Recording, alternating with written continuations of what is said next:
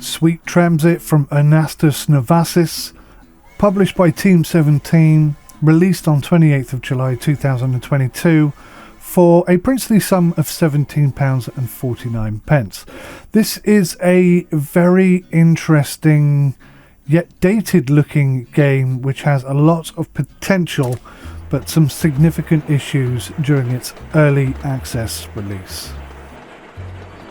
Similar in ways to games like Factorio, or more accurately games like Foundation or Railroad Tycoon perhaps, but with a much stronger emphasis on sort of puzzle solving and growing cities and trying to figure out complex logistical problems.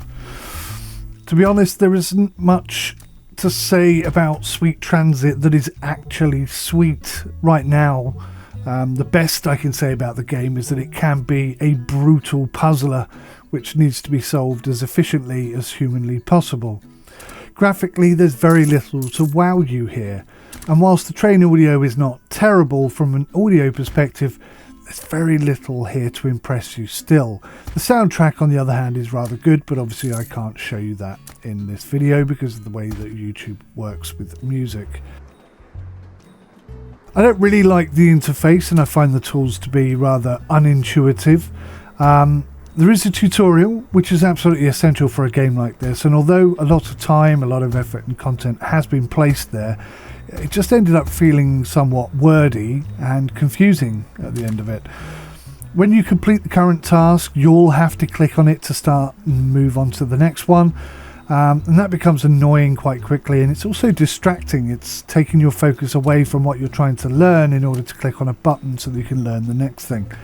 Everything is written text instead of a voice actor who could have better delivered the context and narrative, allowing you to spend more time looking at the screen in order to acclimatise yourself to it faster. And then you've got the campaign, and OMG, I did the entire tutorial, and then I did probably about 4 hours of scenario challenges trying to do complete tricky little puzzles that the developer has set for you. When I jumped into the campaign, I thought this is going to be straightforward. You know, I've got like 5 hours of experience in this game. Not at all. It's completely unclear. Quite often it's illogical, and at best it's poorly explained. You start off in Paris. You've already got a warehouse, but it's and that's where you're supposed to drop the wood and everything else too, but it's not actually in Paris, and no point does it really tell you that. And I was left scratching my head trying to figure out why I couldn't get my wood transported to the Paris warehouse until I realised there was no warehouse in Paris at all. In order to load and unload workers and cargo at the same time, you have to put in this strange convoluted multi-tiered double sort of repetition system which works, but it doesn't seem to work 100% all the time. As things get a bit more difficult and more pressed, a lot of your workers won't actually get off and go to work. Instead they'll stay on the train and just go round and round and round and round. It's very confusing.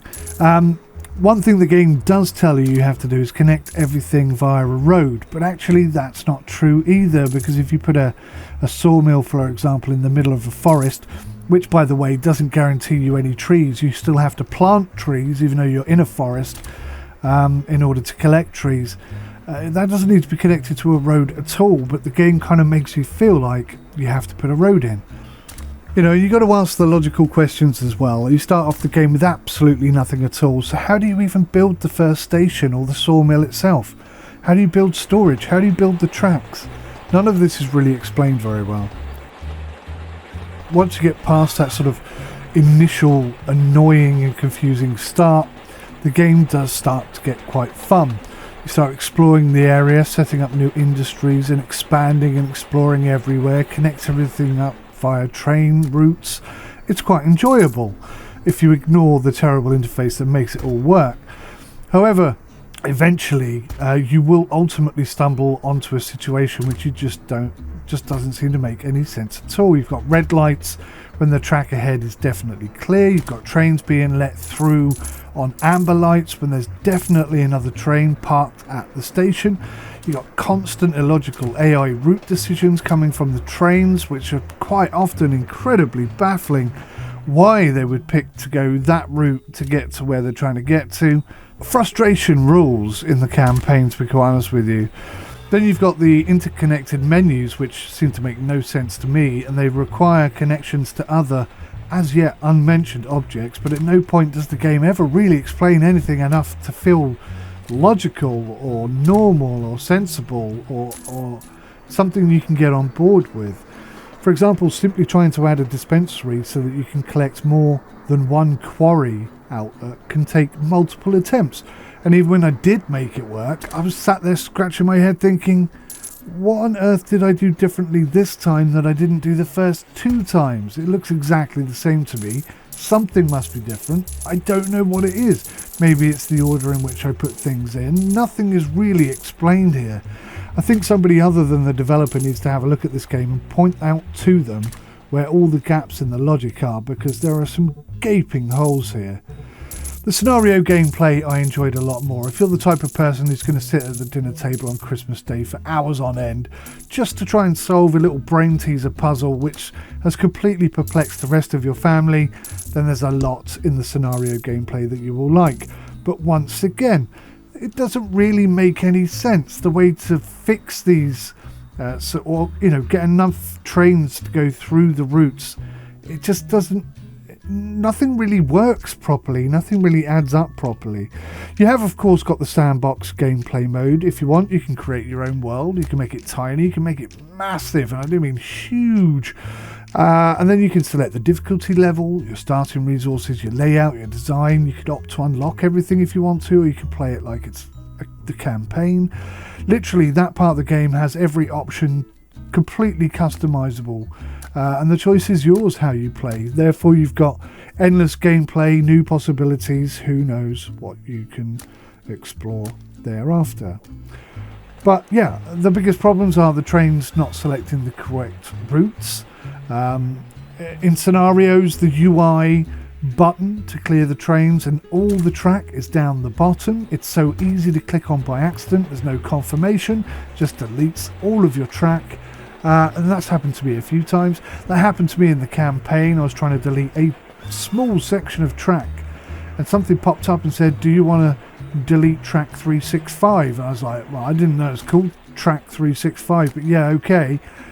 Yeah, you've guessed it. 365 sections of track disappeared.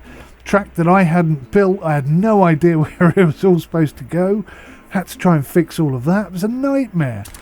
There's a quick insert for signals that allows you to put it all along your track, which is kind of great but kind of ugly, and I really hate it.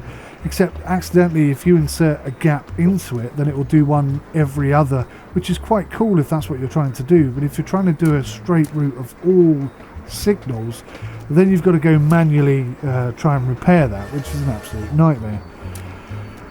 It sounds awful, okay, but this early access title does have a lot of charm. If you like solving puzzles and finding solutions to tricky situations, then there's a lot here that will keep you occupied. At the moment, the UI can definitely get in the way. The interface is clunky and confusing at best, and there's next to no feedback at all. So you can spend hours trying to fix the simplest of things, and you only to find out later that your warehouse is not even in Paris. That kind of situation. And that's not the only one. You'll run into hundreds of these problems. The issues in the games could be fixed if the developer listens to critical feedback like this, accepts that the current implementation is not intuitive enough, and gets someone in to help him, because when you're developing it, you can't see the wood for the trees, and that feels like what has happened here.